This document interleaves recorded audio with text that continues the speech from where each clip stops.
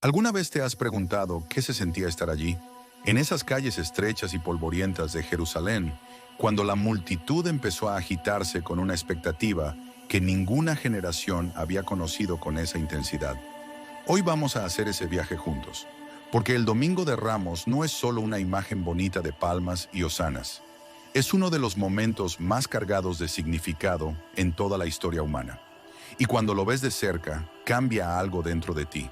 Era el año 33 de nuestra era.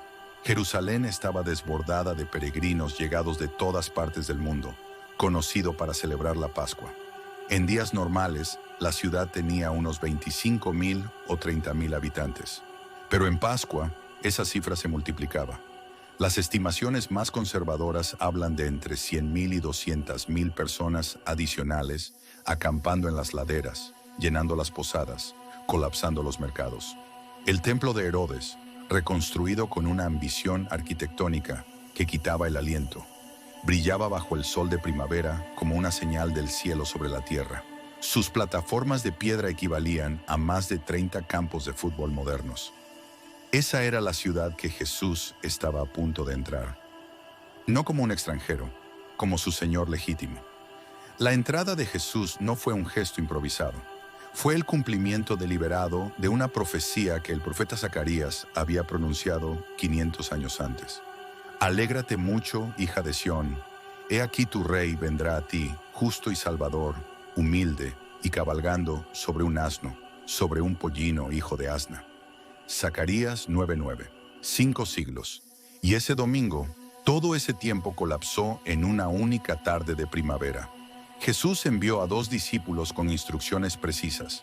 Fueran a la aldea de enfrente, encontrarían un pollino atado sobre el que nadie había montado, lo desataran y lo trajeran. Si alguien preguntaba, solo debían decir, el Señor lo necesita. Y todo ocurrió exactamente como Él lo había dicho. Cuando Jesús empezó a descender por el Monte de los Olivos, montado sobre aquel pollino, la multitud que lo seguía desde Betania fue creciendo. Tendían sus mantos en el camino, un gesto de honor reservado a los reyes. Cortaban ramas de palmera y las agitaban, porque en la cultura judía, la palmera era símbolo de victoria y restauración nacional. Y gritaban con una sola voz, Hosana al Hijo de David, bendito el que viene en el nombre del Señor, Hosana en las alturas. La palabra Hosana viene del hebreo Hoshianá, que significa literalmente, sálvanos ahora. Era una expresión tomada del Salmo 118, el Salmo pascual por excelencia. Que la multitud la aplicara a Jesús era una declaración teológica enorme, aunque muchos de los que la gritaban apenas empezaban a entender lo que estaban diciendo. Aquí viene el detalle que Lucas registra y que los otros evangelistas no mencionan, y para mí es uno de los momentos más conmovedores de todo el Nuevo Testamento. Jesús, rodeado de aclamaciones, de mantos en el camino, de palmas agitadas, se detuvo y lloró. El texto griego usa el verbo eklaion, un llanto profundo, con sollozos. No una lágrima discreta, un dolor visceral y genuino. Y mientras lloraba, le habló a la ciudad como si Jerusalén fuera una persona amada.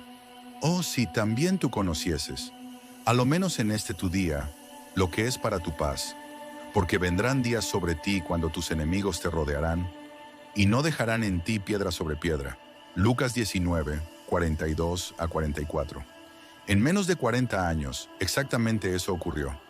Las legiones romanas bajo Tito demolieron Jerusalén en el año 70 después de Cristo. Jesús lo sabía, lo veía, y le dolía con una intensidad que no cabía en las palabras, solo en las lágrimas.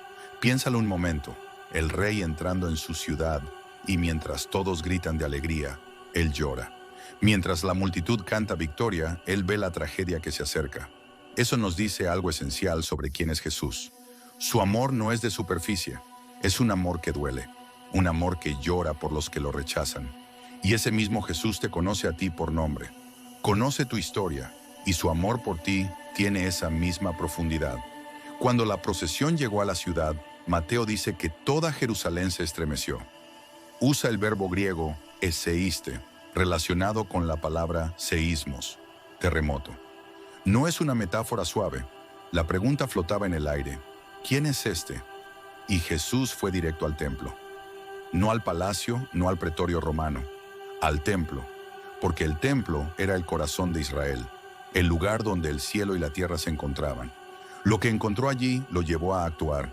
Volcó las mesas de los cambistas, expulsó a los que vendían animales para el sacrificio y declaró: mi casa, casa de oración será llamada, mas vosotros la habéis hecho cueva de ladrones. Mateo 21:13. No fue una reacción impulsiva, fue el Señor del templo reclamando su propiedad. Hay algo que muchos lectores pasan por alto y que me parece fascinante. El profeta Daniel, en el capítulo 9, entregó una profecía con una precisión matemática extraordinaria. Desde el decreto de Artajerjes para restaurar Jerusalén, emitido en el mes de Nisán del año 445 a.C., hasta el Mesías príncipe, habrían 483 años proféticos de 360 días. Cuando haces ese cálculo, el resultado cae exactamente en el Domingo de Ramos del año 33 después de Cristo, el día en que Jesús entró a Jerusalén, proclamado como Mesías por primera y única vez en su ministerio público. Dios no solo prometió que vendría el Mesías, prometió exactamente cuándo y cumplió su promesa al día. Quiero que te detengas un momento en la imagen del pollino. Jesús, el Señor de la Gloria, el que según Juan estaba con Dios en el principio, eligió para su entrada real no un caballo de guerra, sino un pollino joven sobre el que nadie había montado. En el mundo antiguo, el caballo era el animal de la guerra y la conquista. El asno era el animal de la paz, del trabajo útil, de la dignidad sin ostentación. Los reyes de Israel en tiempos de paz montaban en asnos. Cuando Jesús eligió ese pollino, estaba declarando algo sobre el tipo de reino que él representa. Un reino que no necesita intimidar para establecerse. Un reino que conquista no con espadas, sino con amor. Y el detalle de que nadie había montado antes sobre ese animal no es menor. En el mundo antiguo, los animales destinados a usos sagrados debían ser vírgenes de trabajo ordinario. Ese pollino había sido reservado por la providencia de Dios para ese momento exacto. Hay algo que me gustaría que te llevaras hoy, más allá de los datos históricos. Si Jesús entrara hoy en tu vida, no el Jesús de las imágenes piadosas o los sermones de siempre, sino el Jesús real, el que llora por ciudades que lo rechazan, el que limpia lo que profana, el que llega de maneras que nadie esperaría, ¿lo reconocerías? ¿Seguirías aclamándolo cuando la celebración del domingo se convirtiera en el costo del viernes? Esa es la pregunta que el Domingo de Ramos nos hace a todos. Este domingo no fue el final de nada, fue la obertura de la semana que lo cambiaría todo.